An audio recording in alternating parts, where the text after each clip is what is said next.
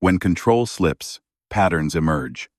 There is a moment that almost no one talks about, the moment when a narcissist doesn't get angry, doesn't shout, doesn't insult you, but instead goes very, very quiet.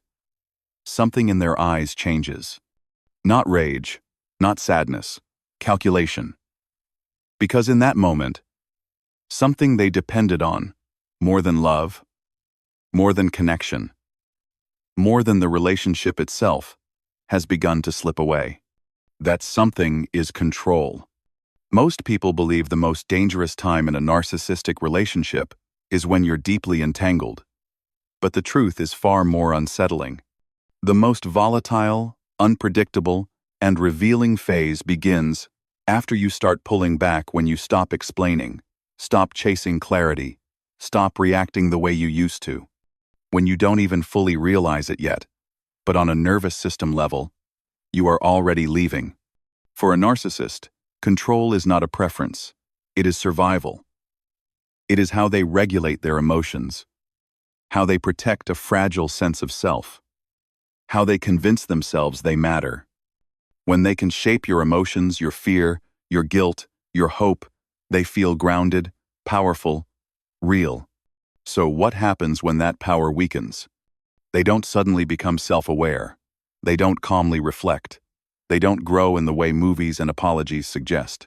Instead, something far more strategic unfolds. Their behavior doesn't improve, it evolves. And it follows patterns so consistent that once you see them, you can never unsee them. This is the phase where confusion peaks, where you start questioning your memory, your instincts, even your identity, where people often say, "I don't recognize them anymore," without realizing the deeper truth. This is who they are when control no longer works. What makes this stage so destabilizing is that it often looks like progress at first. Softer words, emotional vulnerability, coincidences, concern, then guilt, then accusations, then chaos. Each move carefully designed to pull you back into orbit or punish you for daring to leave it. This is not about blame. This is about pattern recognition. Because once you understand what narcissists do when they lose control over you, you stop personalizing their behavior. You stop chasing explanations. And slowly, quietly, you begin to reclaim something far more important than the relationship itself: your sense of reality. If this kind of clarity matters to you, if you want to understand these dynamics deeply and protect yourself moving forward, make sure to subscribe to the channel. Your support helps keep these conversations honest, grounded, and ongoing. Before we continue, here's a quick question for you. When you started pulling away from someone who drained you, did they become A, suddenly kinder, softer, and more emotional, more hostile, accusatory, or threatening? Comment A or B below.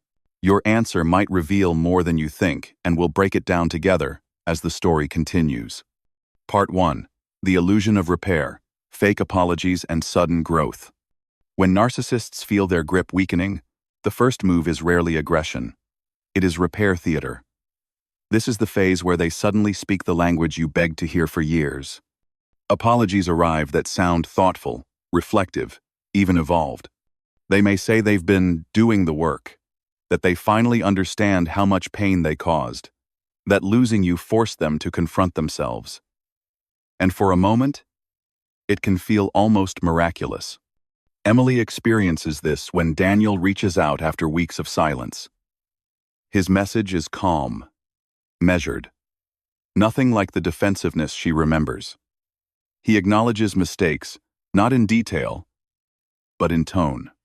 He says he never meant to hurt her, that he hates the idea of being the villain in her story, that he's changed. Emily feels something dangerous rise in her chest. Hope. Not reckless hope, but the quiet kind that whispers, maybe this time is different. This is where the illusion becomes most powerful. Narcissistic apologies are not always lies. In that moment, Daniel may genuinely feel remorse. But the remorse is not rooted in empathy for Emily's experience. It is rooted in discomfort with consequences. He is responding to loss, not to insight. The apology is a bridge back to influence, not a foundation for accountability. What's often missing in these moments is substance. The apology floats above reality. It doesn't name specific behaviors. It doesn't invite feedback. It doesn't include a plan for change.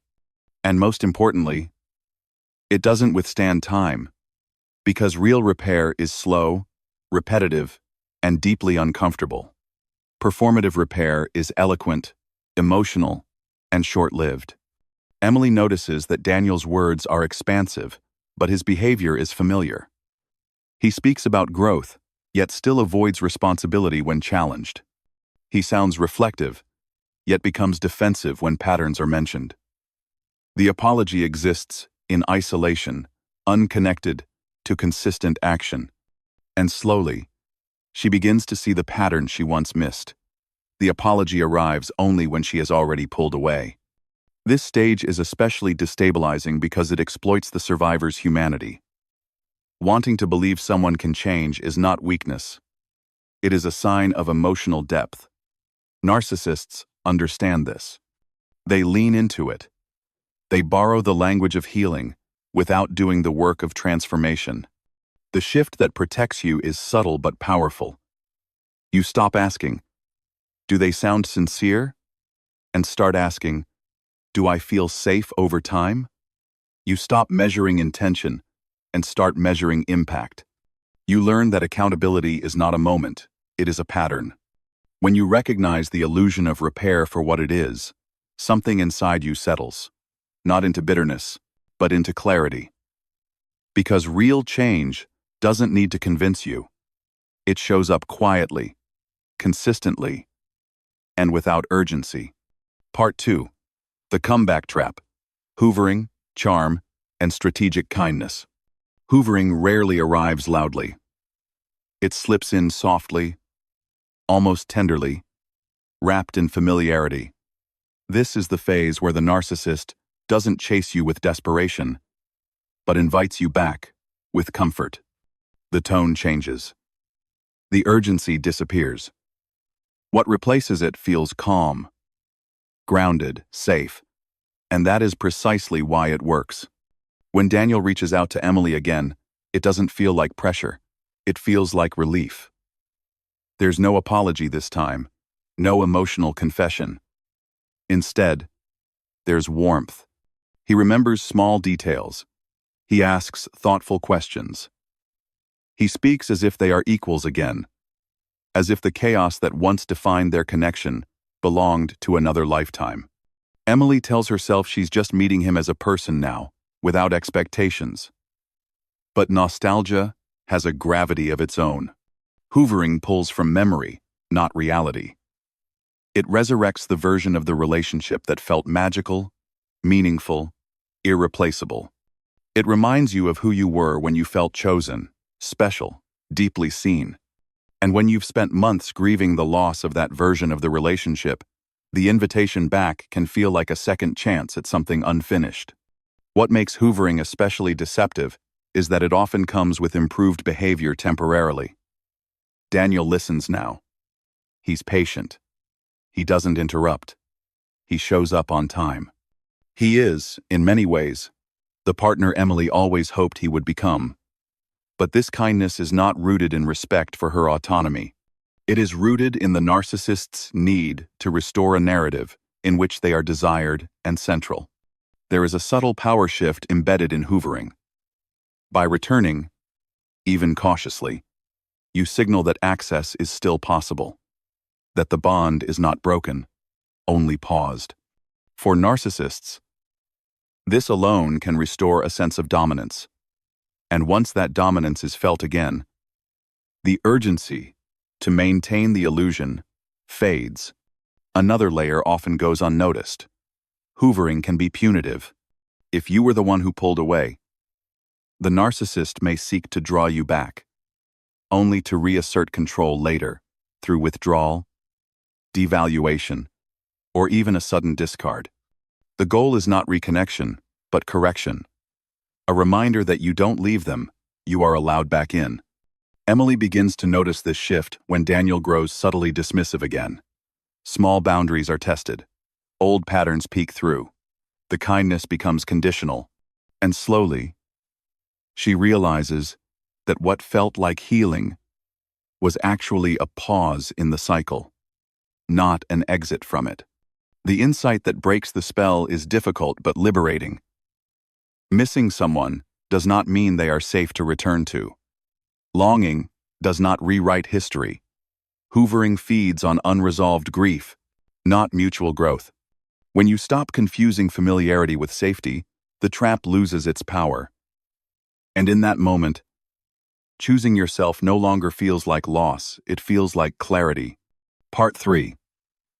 Engineered coincidences. When they accidentally appear. At a certain point, the narcissist stops using words altogether. There are no apologies, no invitations, no emotional speeches. Instead, they begin to appear, quietly, casually, almost invisibly. This is the phase that unsettles people the most, because it feels less like manipulation and more like fate. Emily starts noticing Daniel everywhere. At first, she tells herself it's coincidence. They live in the same city. Of course, paths cross. But then it happens again and again. The same coffee shop, the same dog walking hour, the same grocery aisle. Each encounter is brief, polite, sometimes wordless. And yet, every time, her body reacts before her mind can intervene. This tactic works because it bypasses logic. You don't need to engage for it to be effective. The narcissist understands something deeply. Emotional memory lives in the nervous system, not the rational brain. Daniel doesn't need access to Emily's thoughts. He only needs access to her reaction. A tightened chest, a disrupted afternoon, a night spent replaying the moment in her head. Engineered coincidences are not about reconciliation. They are about relevance. When narcissists feel control slipping, they seek proof that they still exist in your emotional landscape. Even discomfort counts, especially discomfort.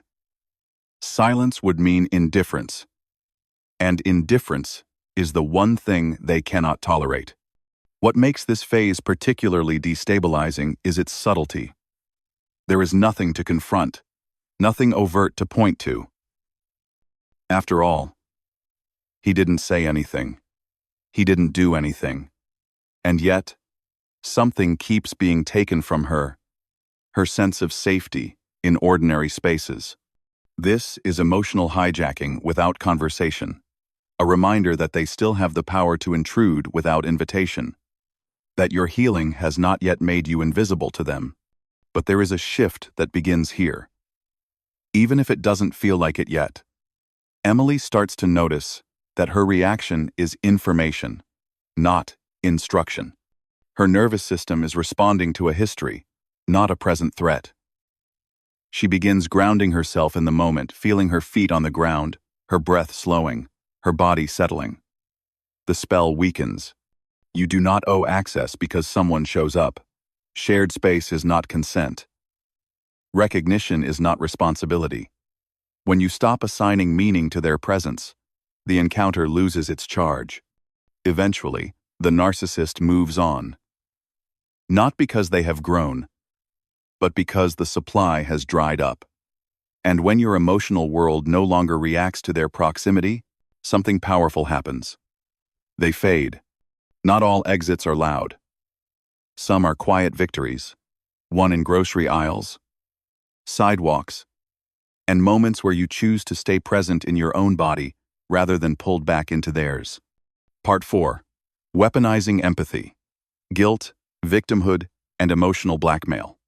When manipulation through presence no longer works, the narcissist turns to something far more intimate: your empathy. This is the phase where cruelty disguises itself as suffering, and power hides behind pain. It doesn't look like an attack. It looks like collapse. And that is exactly why it's so effective. Daniel no longer appears confident or composed. Instead, he sounds fragile, exhausted, lost. He tells Emily he hasn't been sleeping, that he's barely eating, that everything feels empty without her. His words are soft, almost trembling, and they land directly on the part of her that still cares. The part that doesn't want to be responsible for someone else's pain. The part that wonders if leaving made her cruel. This is not vulnerability in the true sense. It is strategic exposure. Narcissists understand that empathy is a powerful lever, especially in people who are reflective, emotionally intelligent, and capable of self-blame. They know that if they present themselves as wounded enough, you will instinctively move closer, not out of desire. What makes this stage so disorienting is how quickly roles reverse. The person who caused harm becomes the one who is suffering most. The person who set boundaries becomes the one who feels guilty. Emily begins replaying the past, scanning for moments where she could have been gentler, more patient, more forgiving. Daniel never directly asks her to return.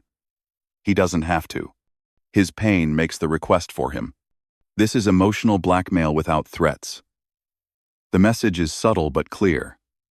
If you don't show up, something bad will happen, and it will be your fault. And because Emily has empathy, because she can imagine how pain feels, she starts carrying responsibility that was never hers. There is a particular cruelty in this tactic because it punishes the very trait that once made the relationship meaningful. Empathy becomes a liability. Compassion becomes a trap. And slowly, the line between care and self-erasure begins to blur. The turning point doesn't come from becoming colder. It comes from becoming clearer. Emily starts to recognize that genuine accountability does not require her suffering. That real healing does not demand access to her nervous system. That someone else's distress does not automatically equal her obligation. She learns to separate compassion from compliance, to hold concern without abandoning herself, to understand that being kind does not mean being available to harm. Weaponized empathy thrives on confusion. It dissolves when clarity returns. And when Emily finally allows herself to feel empathy inward toward the exhaustion in her own body, the grief she has been carrying, something profound shifts. The guilt loosens. The pull weakens. Empathy was never the problem. The absence of boundaries was. And when empathy is anchored in self-respect, it becomes not a leash, but a compass, one that quietly guides her back to herself. Part 5. Reality distortion. False accusations and smear campaigns. When guilt no longer pulls you back, and empathy no longer opens the door, the narcissist reaches for something far more destructive: your reality itself. This is the phase where confusion turns sharp, where the ground beneath you begins to feel unstable, and where the narcissist stops trying to win you back and starts trying to rewrite who you are. For Emily, this shift is subtle at first. A mutual friend grows distant. A colleague sounds guarded. Conversations feel slightly off, as if people are responding to a version of her she doesn't recognize. Eventually, the truth surfaces. Daniel has been talking. Quietly, selectively. He hasn't screamed accusations or launched public attacks. He's done something far more effective. He's planted doubt. The accusations are rarely specific. That's intentional. He tells people Emily is emotionally unstable, manipulative, or controlling. Words vague enough to be flexible, but serious enough to linger. And because narcissists often present as calm and reasonable in public, the story carries weight. After all, who would lie so convincingly? This is projection at its most corrosive. The behaviors Daniel cannot tolerate in himself are placed squarely onto Emily. And suddenly, she finds herself doing something she never imagined. Defending her character against things she never did. Explaining herself. clarifying, overcorrecting. Each attempt to restore the truth only seems to make her look more defensive, more emotional, more guilty. That is the trap. False accusations are not meant to be resolved. They are meant to destabilize, to pull you into a reactive state where you are busy disproving lies instead of living your life. At the same time, these accusations often evolve into a smear campaign, a carefully curated narrative shared with friends, family, or professional circles. Context is stripped away. Moments are reframed. Silence is interpreted as confirmation. What makes this stage so painful is the isolation. Emily realizes that some people won't ask for her side of the story. Some won't want to know. And that loss cuts deeply not just because of the lies, but because of what they reveal about who was truly safe to begin with. The turning point comes when Emily understands a difficult truth. You cannot argue your way out of a smear campaign. Truth does not travel at the speed of gossip. Integrity does not announce itself loudly. Trying to control the narrative only keeps her emotionally entangled with Daniel's version of events. Instead, she chooses consistency. She shows up the same way, day after day. Calm, grounded, unreactive. Over time, the contrast becomes visible. People begin to notice that the chaos they were warned about never appears. Smear campaigns burn hot, but fast. They require constant fuel. And when you stop feeding them with reaction, they collapse under their own weight. Reality distortion loses its power when you refuse to abandon your own sense of truth. And in that refusal, something stronger than reputation emerges. Self-trust. Time that manner. Part 6. The final card. Threats, intimidation, and the collapse of control. When everything else fails, when apologies no longer soften you, nostalgia no longer pulls you back, presence no longer rattles you, guilt no longer bends you, and lies no longer destabilize you, the narcissist arrives at the final card. This is the moment when control collapses, and fear replaces influence. The shift is unmistakable. Daniel's tone hardens. Ambiguity enters the conversation. He doesn't always say exactly what he will do. He doesn't need to. Instead, he implies. He hints. He lets Emily's imagination fill in the gaps. You wouldn't want people knowing everything, he says quietly. This could get messy. Or worse. He stays vague. I know things. Just be careful. No. Threats are not about follow-through. They are about regaining leverage. Even when the narcissist has nothing concrete, uncertainty alone can be terrifying. The mind races. What could he mean? Who might he tell? What could he take? Fear becomes the battlefield. And the narcissist knows that a frightened person is easier to control than an angry one. For Emily, this phase arrives during legal conversations that should be straightforward. Daniel suddenly references old moments, past mistakes, private conversations. He suggests he could make things difficult financially, socially, emotionally. The message is clear: cooperate or suffer. What's devastating is not just the threat itself, but the realization of how far he is willing to go when denied access. This is where many people break, not because they want to return, but because they want the danger to stop. That is the power of intimidation. It forces you into survival mode. But this is also the stage that reveals the truth most clearly. Threats are born from weakness, not strength. They emerge only when control is already gone. The most important response here is not confrontation and not compliance. It is preparation. Calm, grounded preparation.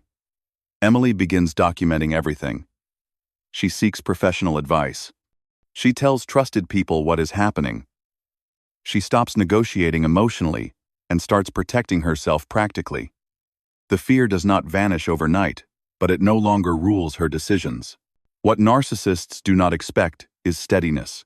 They expect panic. They expect reaction. They expect collapse. When that doesn't happen, when the threat does not produce the desired result, something inside them deflates. The intimidation loses its charge. And then, often, something surprising occurs. They disengage. Not with closure, not with understanding, but with boredom. Narcissists chase stimulation. When fear no longer provides it, they move on. This stage feels like the most dangerous, but it is also the closest to freedom, because once someone tries to control you with fear and fails, there is nothing left to take. Control has collapsed. Emily does not feel triumphant. She feels quiet, grounded, clear. And in that clarity, she understands something deeply. The end of control is not chaos. It is peace. Conclusion. Choosing yourself without hatred. Choosing yourself after a narcissistic relationship is rarely dramatic. There is no cinematic ending. No final speech where everything suddenly makes sense. Instead, it arrives quietly, almost imperceptibly, in moments that don't look like victory at all.